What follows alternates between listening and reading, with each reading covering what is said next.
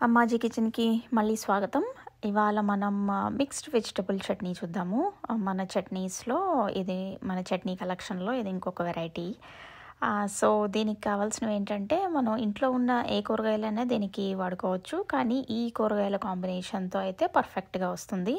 మనకప్పుడప్పుడు కూరగాయలు మిగిలిపోతూ ఉంటాయి. జస్ట్ ఒక 2 వంకాయలు, ఒక క్యారెట్ అలా మిగిలితే అప్పుడు ఇలా చట్నీ చేసుకుంటే చాలా బావుంటుంది.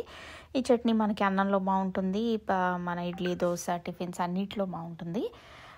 ఫస్ట్ ఏమేం కావాలంటే దీనికి సొరకాయ ఒక పావు కప్పు, ఒక 2, 3 వంకాయలు, ఒక క్యారెట్, ఒక టొమాటో, ఇంకా బీరకాయ ముక్కలు, బీరకాయ తొక్కలు 2 వేయొచ్చు ఇందులో.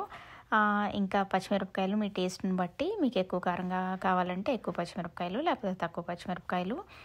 ఒక పావు కప్పు కొబ్బరి, కొబ్బరి లేకుండా కూడా ఇది చేసుకోవచ్చు. కావాలంటే కొబ్బరి వేసుకోవచ్చు. ఇంకా కొత్తిమీర, చింతపండు, ఉప్పు, పసుపు ఇవన్నీ వేసేసి మనం పొయ్యి మీద ప్యాన్లో కొంచెం ఆయిల్ వేసి ఇవన్నీ కొంచెం మగ్గనిచ్చి మిక్సీలో వేసేసి ఇలా పేస్ట్ చేసేసుకుని ఒక వెల్లుల్లి రబ్బ, జీలకర్ర కూడా వేసి మిక్సీలో వేసేటప్పుడు ఇలా పేస్ట్ చేసేసుకుని తర్వాత తాలింపు వేసుకుని తినేయడమే.